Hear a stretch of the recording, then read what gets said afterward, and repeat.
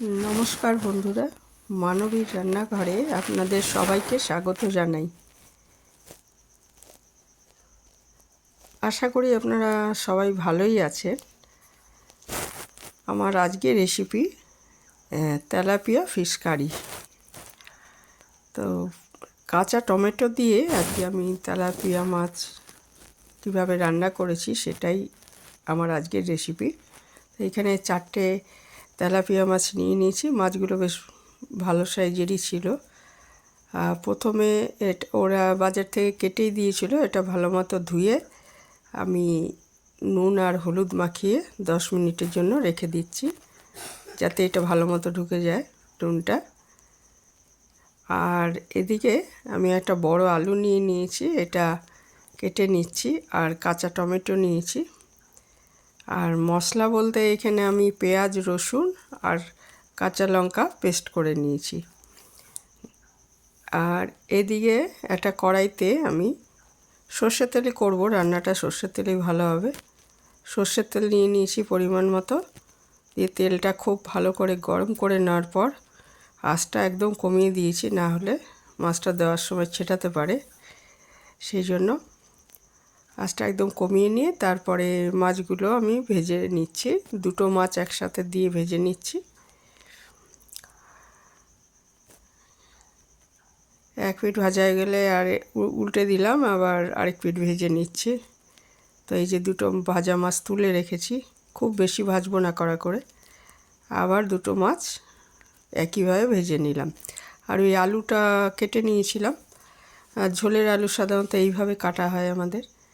এই কেটে ধুয়ে রেখেছিলাম। এটা 1/2 চামচ নুন আর একটু হলুদ দিয়ে ভেজে নিচ্ছি। এরপরে যখন নুনটা দেবো একটু বুঝে দিতে হবে, না হলে বেশি হয়ে যেতে পারে। তা আলুটা ভেজে একটু ভাজা ভালো হয়ে গেলে তারপরে আমি একটু এই কাঁচা টমেটোগুলো দিয়ে একটু ভাজা মতো করে নিচ্ছি আর কি। বেশি ভাজা তো হবে না টমেটোটা, কারণ জল বেরিয়ে আসছে টমেটোর থেকে।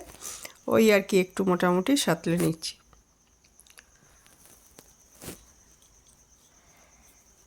তা আলু আর টমেটো ওই যে এটা আমি তুলে নিচ্ছি একটা পাত্রে। তারপরে ওই পাত্রের মধ্যে আর সামান্য একটু তেল দিয়ে আমি কালো জিরা ফোড়ন দিয়ে দিচ্ছি 1/2 চামচ। এইভাবে যখন রান্না করা হয় আমাদের সাধারণত কালো জিরাটাই ফোড়ন দেওয়া হয়। আর এদিকে ওই যে পেঁয়াজ, কাঁচা লঙ্কা এটা পেস্ট করে রেখেছিলাম, আর রসুন পেস্ট করে রেখেছিলাম, এটা একসাথে দিয়ে দিলাম। এটা আদা দেওয়া হয় না। আদা দিলে এটা কেমন কাঁচা গন্ধ বেরোয়, ওই মানে আদার গন্ধটা ঠিক ভালো লাগে না এই মশলাটার মধ্যে। ওই জন্য শুধু পেঁয়াজ আর রসুনই দিয়েছি। আর একটু শুকনো লঙ্কা গুঁড়ো দিয়ে দিলাম, হলুদ দিয়ে দিলাম, পরিমাণ মতো নুন দিয়ে দিলাম, দিয়ে খুব ভালো মতো কষিয়ে নিচ্ছি। একদমই সিম্পল রান্না, জানেন সবাই, তবুও কিন্তু খুবই ভালো হয়েছিল খেতে এভাবে কাঁচা টমেটো দিয়ে।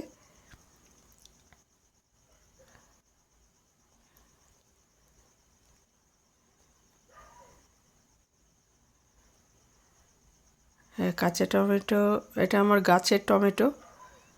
তো অনেক টমেটো মানে এগুলো খুব একটা বাড়ছে না সাইজে দেখে কাঁচা টমেটোগুলো তুলে নিয়ে এসেছি আজকে। নিয়ে এই মাছের মধ্যে দিলাম, খুবই ভালো হয়েছিল খেতে।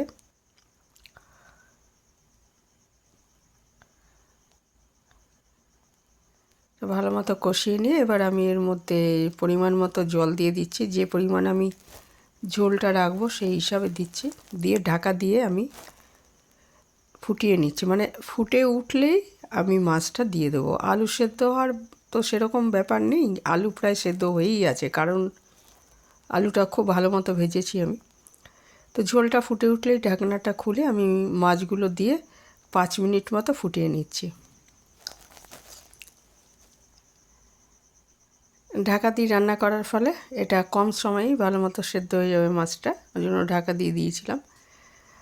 5-6 মিনিট পরে ঢাকাটা খুলে এটা মাছ সেদ্ধ হয়েই গেছে। এটার মানে আলু তো অলরেডি আগেই বেশিরভাগটা সেদ্ধ হয়েই ছিল। আর টমেটো পাতলা করে কেটেছি, টমেটো সেদ্ধ হতে তো টাইম লাগে না, তো পুরো ঝোলটাই তৈরি হয়ে গেছে। এবারে আমি ধনেপাতা দিয়ে আঁচটা বন্ধ করে দিচ্ছি। আমি আঁচটা বন্ধ করে দিয়েছি। 2-3 মিনিট পরই এটা পরিবেশনের জন্য রেডি হয়ে যাবে। এই ছিল আমার আজকের সিম্পল রেসিপি। শেষ করলাম। ভালো থাকবেন সবাই।